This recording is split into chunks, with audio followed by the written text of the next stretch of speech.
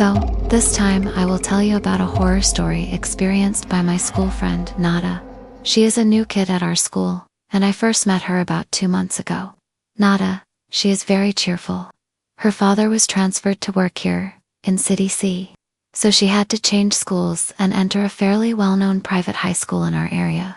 He's a sociable person, adapting very easily. Maybe because he's moved around a lot due to his father's work assignments. Nothing is difficult for him. But this story all started with Nada, who told me this incident directly. I know, some of you might not believe this story, but there's one thing you should know. Death isn't the end of everything. Sometimes, what's left behind is more terrifying than anything that ever lived. Nada and her family live in a rented house in Village Exin, the same town as me. The town is cool, but for newcomers, it might feel cold, and not just because of the weather. The houses there are far apart, separated by gardens, trees, or simply empty lots.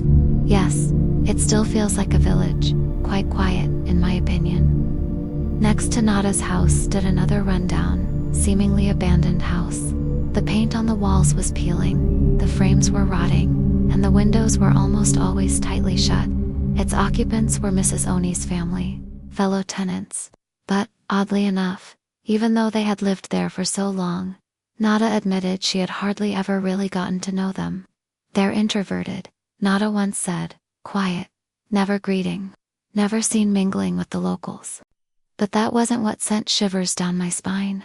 Almost every night, from behind the walls of that house, the sounds of fighting could be heard. Not just small quarrels but screams, the sound of things breaking, and sometimes, the soft cries of a child. Cries that made the night even more silent, even more suffocating. And strangely, no one ever reprimanded them.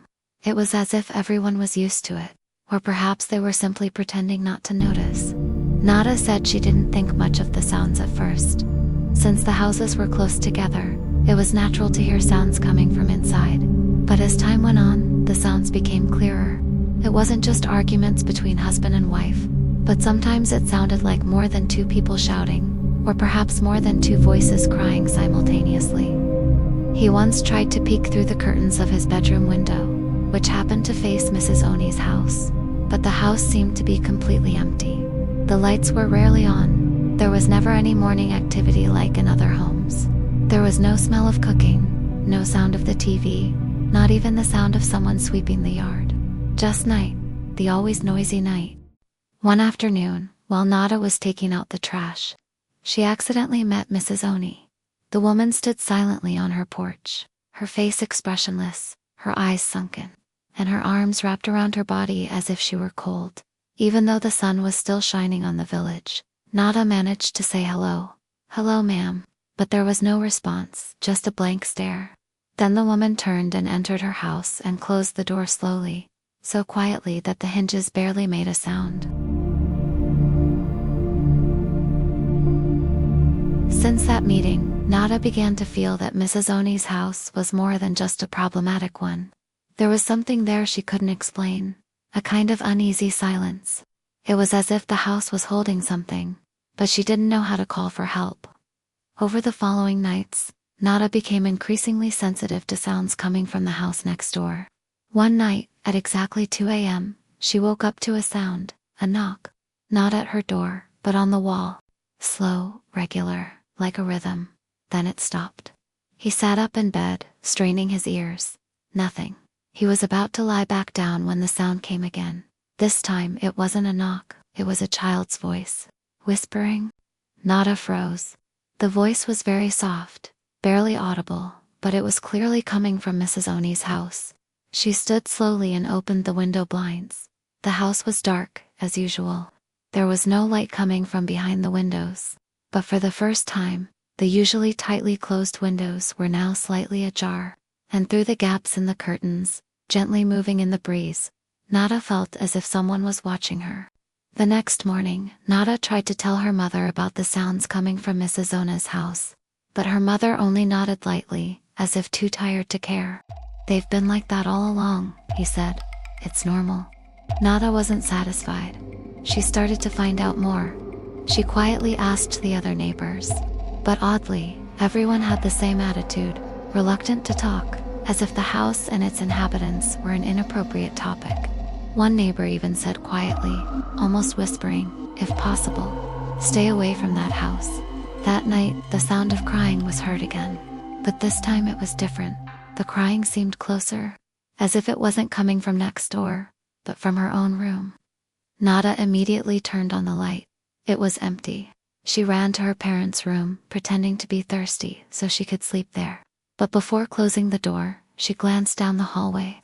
And there, in the darkness of the hallway, her bedroom window, which had been tightly closed every night, for some reason opened again every morning. There were small, wet footprints, like those of a child, leading to her bed. Sometimes, her old doll would move on its own. And one night she woke to the sound of laughter, a child's voice, but not like a child playing, but a low hoarse laugh that sounded mocking. There was a small shadow.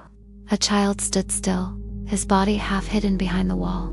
His eyes stared straight at Nada, pale, unblinking. The next day, Nada had a fever. Her mother thought it was just a cold, but Nada knew her body was reacting to something inexplicable. And everything began to change after that.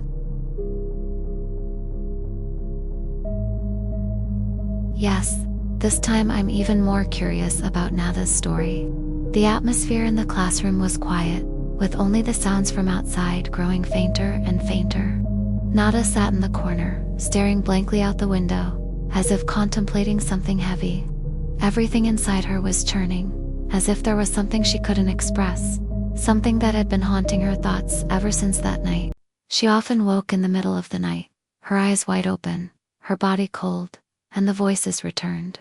It wasn't just the knocking or crying from Mrs. Ona's house anymore, but a voice that felt closer. It was like someone was always watching her, looming over her shoulder, whispering in her ear in a voice she couldn't hear, only feel. As time went on, he felt increasingly detached from reality. Outside, the world was going on normally, but inside, something dark was growing.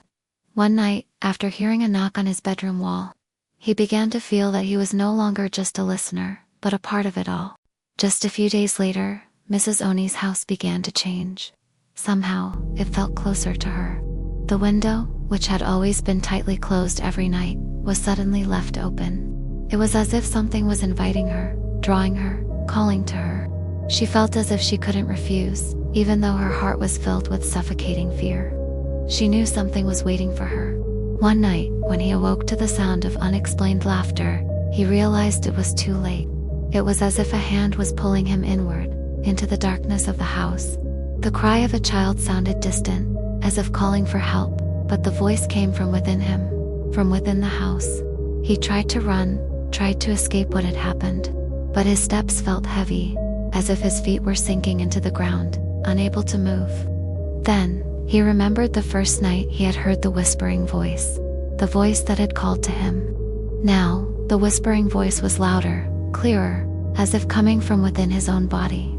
"Change," the voice said, giving him no chance to escape. And when he opened his eyes, he was no longer in his bedroom.